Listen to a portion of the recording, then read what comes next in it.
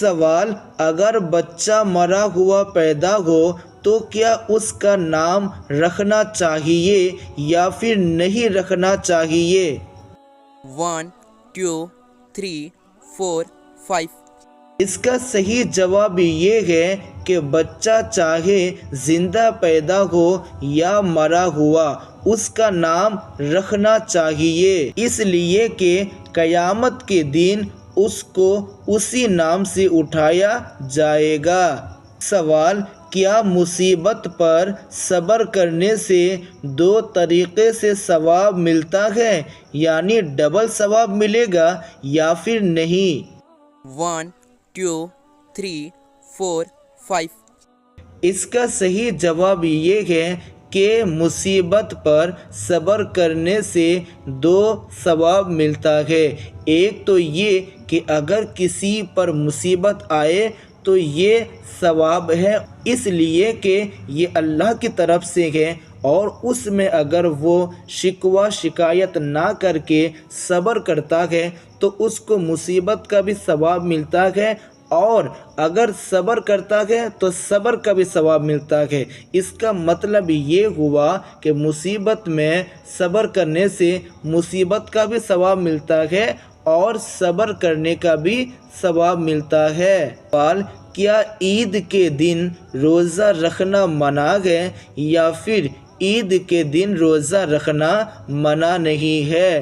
اس کا کیا جواب ہے، ذرا اس جواب کو بتائیں۔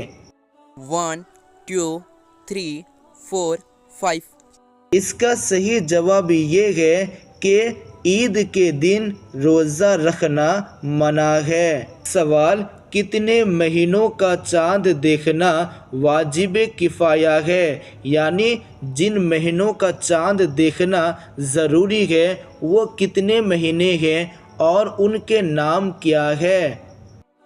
1 2 3 4 5 اس کا صحیح جواب یہ ہے کہ 5 مہینوں کا چاند دیکھنا واجب کفایہ ہے، اور وہ یہ ہے: شعبان، رمضان، شوال، ذوالقعدہ، ذوالحجہ۔ آپ یہاں پر غور کریں کہ رمضان سے پہلے جو مہینہ ہوتا ہے وہ شعبان کا ہے، تو شعبان کا چاند دیکھنا بھی ضروری ہے اور رمضان کا بھی دیکھنا ضروری ہے، اور رمضان کے بعد جو مہینہ ہے وہ شوال کا ہے، یعنی عید کا ہے، تو اس کا چاند دیکھنا بھی ضروری ہے۔ اس کے بعد ذوالقعدہ اور ذوالحجہ، ان دونوں مہینوں کا بھی چاند دیکھنا ضروری ہے، تو ٹوٹل 5 مہینوں کا چاند دیکھنا ضروری ہے۔ سوال: کیا آپ کو معلوم ہے کہ جب کوئی افطاری کرے تو افطاری کرتے وقت سب سے پہلے کیا کھانا چاہیے؟ اگر اس کا جواب آپ کو پتہ ہے تو کامنٹ سیکشن میں جواب دیں۔ چلیے ملتے ہیں ایک نئی ویڈیو کے ساتھ اس سوال کے جواب کے ساتھ۔